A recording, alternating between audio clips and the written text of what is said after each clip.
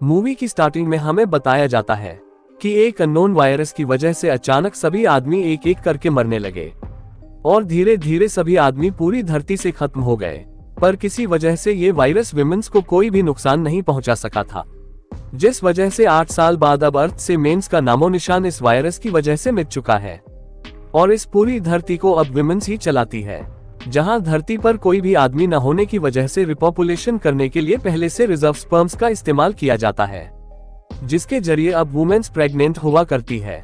पर दुनिया में स्पर्म्स बेहद कम बचे हुए थे, जिस वजह से प्रेग्नेंट होने के लिए भी विमेन्स के लिए लॉटरी चलाई जाती थी ताकि पॉपुलेशन कंट्रोल में रहे। ये लॉटरी वेलनेस नाम की ऑर्गेनाइजेशन चलाया करती थी, साथ ही यही पूरी दुनिया को अपने इशारों पर चलाती थी। इसी ऑर्गेनाइजेशन के पास सभी पावर्स थी, जहां ये ऑर्गेनाइजेशन हेल्दी विमेन्स को ही सिलेक्ट करती थी जो कि मां बनना चाहती हो ताकि दुनिया में स्टेबिलिटी बनी रहे। वही हमें जेमी को दिखाया जाता है जो ये लॉटरी जीत चुकी थी। जेमी अपनी दोस्त पीप और अलेक्सा के साथ एक डेयरी फार्म चलाया करती थी, जहां पहले जेमी की भी एक खुशहाल फैमिली थी जिसमें उसका पति जैक्सन और उसका बेटा ही उसकी पूरी दुनिया थी। पर वायरस ने उन दोनों की जान ले ली। जेमी की दोस्त पीप वेलनेस ऑर्गेनाइजेशन में ही काम किया करती थी और अलेक्सा वेलनेस को दिल से नफरत करती थी क्योंकि उसे उनके काम करने के तरीके पसंद नहीं थे। अलेक्सा ने वेलनेस की लीडर लैन पर कई बार हमले भी किए थे, जिस वजह से उसे कई बार जेल में भी डाला जा चुका था।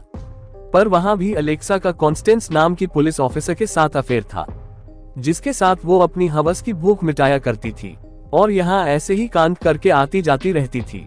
पर इस सभी चीजों से वेलनेस ऑर्गेनाइजेशन काफी तंग आ चुकी थी और वो हर बार अलेक्सा की नेक में एक केमिकल बॉल शूट कर देते थे, जिससे कि उसे कुछ भी याद ना रहे और वो उनके काम में दोबारा टांग ना आए, जिस वजह से उसे शॉर्ट टर्म मेमोरी लॉस की प्रॉब्लम हो चुकी थी। जब पुलिस उसे घर लाकर छोड़ती है तब अलेक्सा होश में नहीं रहती। तब जेमी और पीप उसे शांत करने बेड से बांधकर सुला देते हैं, जहां अगले दिन उठने पर उसे कुछ भी याद नहीं रहता। सेम गजनी भाई की तरह वो भी घर में हर जगह याद रखने के लिए पेपर्स पर लिख कर रखती थी कि वो कौन है और उसे आगे क्या कांड करने हैं। उसे अपनी नेक में केमिकल बॉल महसूस होता है, तब वो किसी तरह उसे अपनी नेक से बाहर निकाल फेंकती है, जिससे उसे काफी दर्द होता है और उसका काफी खून भी निकलता है।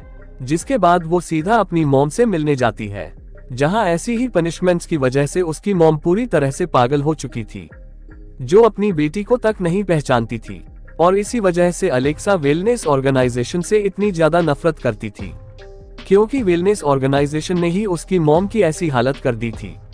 घर वापस लौटने पर जेमी और पीप अलेक्सा को घर में हर तरफ ढूंढने लगते हैं, पर वो उन्हें घर में कहीं भी नहीं दिखती, जिस वजह से उसे ढूंढने के लिए वो दोनों कार लेकर निकल जाते हैं।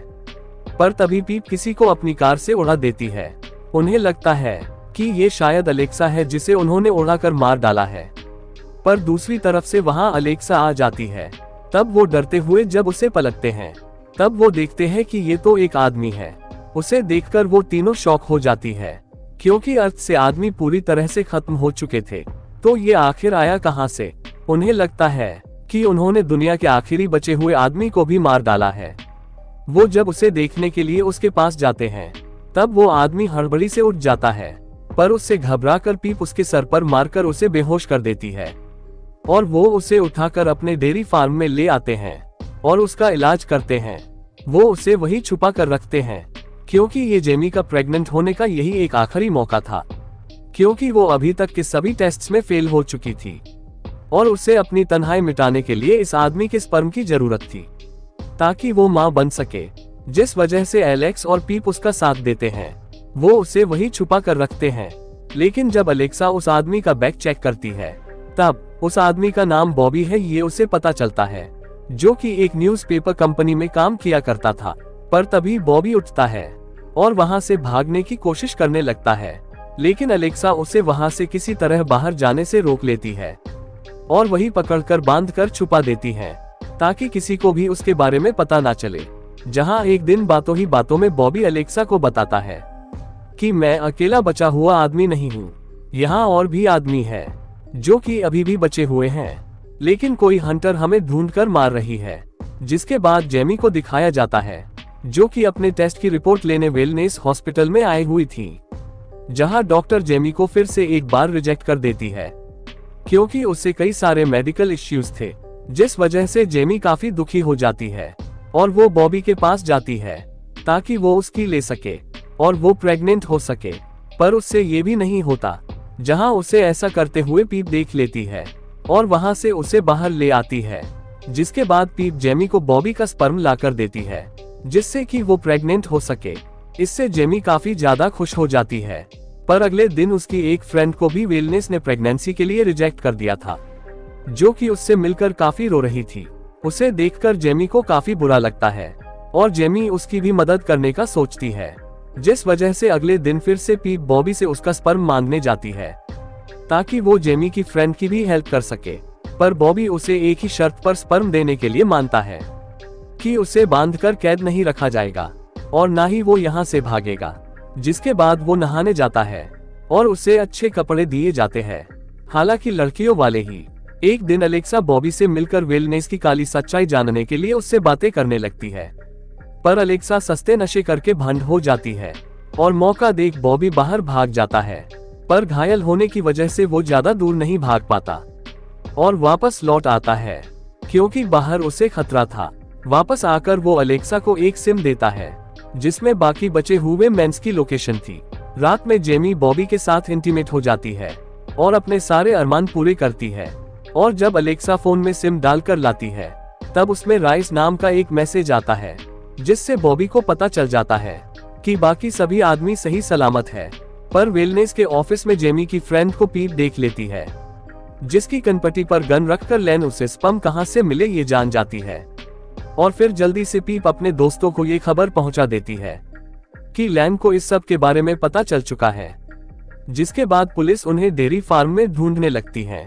पर तभी दूसरी तरफ से बॉबी को एक कॉल आता है और बाकी बचे हुए आदमी उसे अपनी लोकेशन बताते हैं कि वो कहां पर छुपे हुए हैं। पर ये कॉल हंटर भी सुन लेती है और उन्हें मारने बॉबी का पीछा करने लगती है, जिससे बचने वो सभी एक फेस्टिवल में घुस जाते हैं और बॉबी को भी एक कॉस्ट्यूम पहनाकर छुपा देते हैं। पर हंटर उन्हें ढूंढ ही लेती है और बॉबी को पकड़कर अपने साथ ले जाती है। लेकिन कार की डिक्की में जेमी छुपकर बैठी हुई थी। वो हंटर के अड्डे पर पहुंच जाती है और वहां पहुंचकर बॉबी को हंटर से बचा लेती है। जिसके बाद वो सभी मिलकर उस जगह पर चले जाते हैं जहां बाकी आदमी छुपे हुए थे।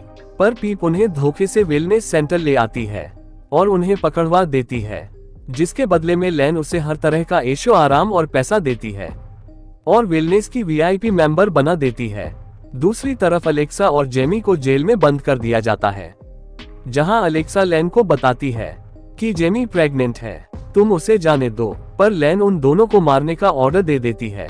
जहां पीप मस्त तैयार होकर वेलनेस की डिनर पार्टी में जाती है। वहां बॉबी भी था, उसे वहां बांधकर जबरदस्ती बिठाया गया था। जहां वेलनेस की सभी वीआईपी मेंबर्स आई हुई थी। वो सभी औरतें भूखे भेड़ियों की तरह बॉबी पर टूट पड़ती है और उसके साथ जबरदस्ती करने लगती है। जहां लैन पीप को भी ऐसा करने के लिए कहती है, पर पीप ऐसा करना नहीं चाहती थी। वो इसके लिए मना कर देती है और बॉबी को छोड़ देने के लिए उनसे कहती है, जिस वजह से पीप को भी मार देने का ऑर्डर लैन दे देती है और उसे पकड़कर वही ले जाया जाता है जहां अलेक्सा और जेमी थी, जहां उन्हें निपटाने का प्रोग्राम चल रहा था। पर कॉन्स्टेंट ये नहीं देख पाती और वो दोनों डॉक्टर्स को धोखे से बेहोश कर देती है और उन्हें बचा लेती है और उन तीनों को वहां से जल्दी भाग जाने को कहती है। जहां अब अलेक्सा और जेमी पीप पर भरोसा नहीं कर सकते थे। पर पीप उनसे अपनी इस गलती के लिए माफी मांगती है और बहुत इमोशनल हो जाती है, जिस वजह से वो पीप को माफ कर देते हैं और वो तीनों अपने डेयरी फार्म पर जाकर अपने हथियार उठा लेते हैं और बीच रास्ते में लैन की कार को रोककर उसे शॉक देकर बेहोश कर देते हैं। पर बॉबी पीप से काफी नाराज था, साथ ही वो वेलनेस से दूर भाग भाग कर अब परेशान हो चुका था। लेकिन तभी लैन उठ जाती है और वो बॉबी को गन पॉइंट पर ले लेती है, जिसे बचाने वो तीनों ही बॉबी के आगे आ जाते हैं और मौका देखकर लैन से गन छीनकर उसे शॉक देकर फिर से बेहोश कर देते हैं। इसके बाद वो उसी एड्रेस पर पहुंच जाते हैं जहां उन्हें जाना था। पर वहां हंटर भी उनका पीछा करते हुए आ जाती है। लेकिन हंटर उन्हें बताती है कि मैं बॉबी को मारने नहीं बल्कि उसे बचाने आई हूँ। तभी वहां के सभी डोर बंद हो जाते हैं और जहरीली गैस नीचे से आने लगती है, क्योंकि ये उन्हें फंसाने के लिए लैन का एक डेथ ट्रैप था, ताकि वो उन्हें एक साथ मार सके। लेकिन इससे बचने के लिए वो एयर डक्ट से बाहर भागने लगते हैं, पर हंटर सही समय पर नहीं आ पाती और वो मारी जाती है। बाहर निकलने के लिए वो डक्ट में आगे बढ़ते जा रहे थे, पर एक जगह आकर वो सभी फंस जाते हैं और अब बाहर निकलने के लिए वो पैनिक होकर डक्ट में हिलने डुलने लगते हैं, जिस वजह से ओवरवेट होकर एयर डक्ट टूटकर नीचे गिर जाता है, जिसमें से बाहर निकलकर वो एक ऐसी रूम में आ चुके थे जहां कई सारे आदमी बंधे हुए थे, जिनका स्पर्म जबरदस्ती मशीन से निकाला जा रहा था। तभी वहां पर लैन डॉक्टर के साथ आ जाती है और वो उन्हें बताती है कि यहीं से हमें फ्रेश स्पर्म मिलता है, ताकि वो सब कुछ कंट्रोल कर सके और दुनिया पर राज कर सके। इसके बाद वहां इस सब का मास्टरमाइंड जैक्सन आता है, जो कि कोई और नहीं बल्कि जेमी का मरा हुआ पति था, जिसे देखकर सभी शॉक हो जाते हैं। और इस सीरीज के फर्स्ट पार्ट का यही एंड होता है और अब आगे इनके साथ और क्या क्या होना बाकी है वो जानेंगे नेक्स्ट पार्ट में। तो तब तक के लिए goodbye and thanks for watching.